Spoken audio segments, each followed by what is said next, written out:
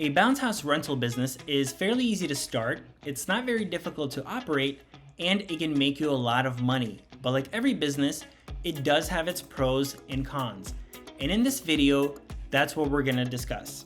We're gonna talk about the pros, the cons, if this is a business that you wanna get into, and a little bit about how it works. By the way, my name is Lenny. I have several equipment rental businesses, and I help you guys figure out how to start an equipment rental business and how to grow an equipment rental business. So if you're interested in this kind of information, make sure you subscribe to the channel. And after this video, give me a thumbs up and check out my other videos. So with that said, let's get into it. The number one pro is that we know that people love bounce houses. They rent them for their kids, for parties, for birthdays, for events, all kind of stuff.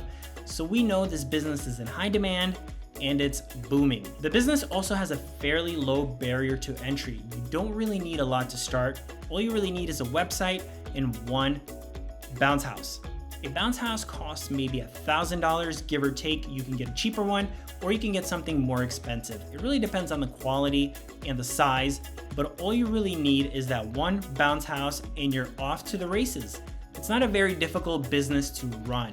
You need some customer service skills, you need a website, you need to be able to deliver the bounce house, set it up, let the people have fun, and just take it away. That's pretty much it.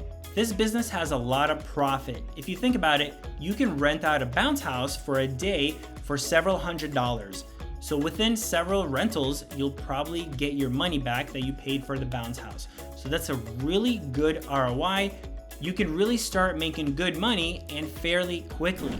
Once you have your business up and running, you can start to rent other equipment for parties and events and all that kind of stuff, other games, food related, anything like that. Once you have that customer base and once you get your business going, you can start adding other types of equipment, because once people want to rent a bounce house, they probably want other stuff to go with it.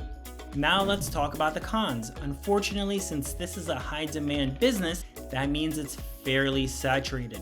There's a lot of people renting out bounce houses, especially that it has a fairly low barrier to entry. So a lot of people can start doing this. However, don't let this discourage you, because there is a lot of business out there. And if you just do it better than other people and you have better customer service and a better product, you will succeed.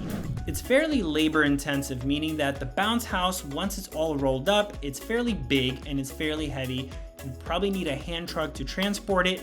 So you're gonna need to be able to lift a lot of weight, transport it, move it around, set it up. So it does take some elbow grease and you gotta be ready for that. Unfortunately, if you have a lot of kids jumping around in the bounce house, eventually somebody's gonna get hurt.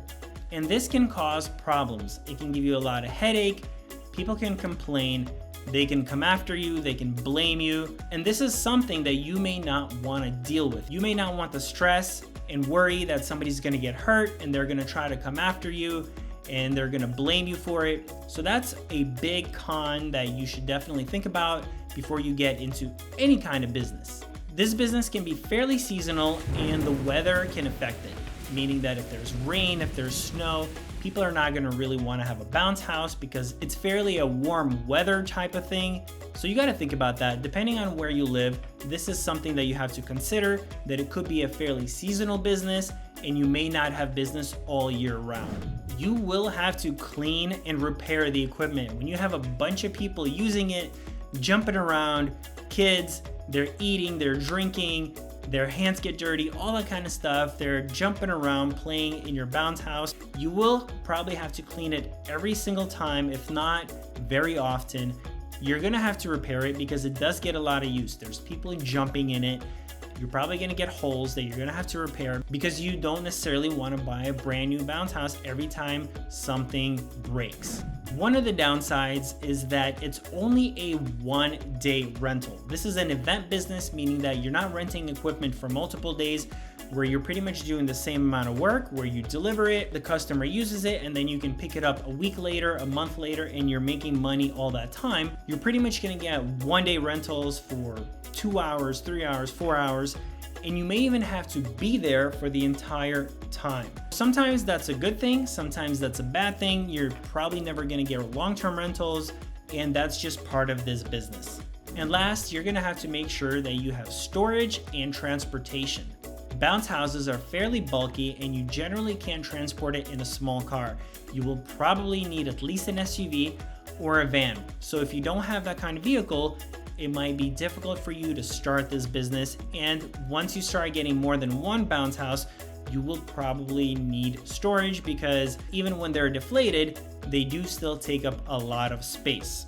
I hope you guys enjoyed this video, and if you want to learn more about equipment rental businesses, how to start, how to grow, make sure you check out my other videos, and I'll see you guys next time.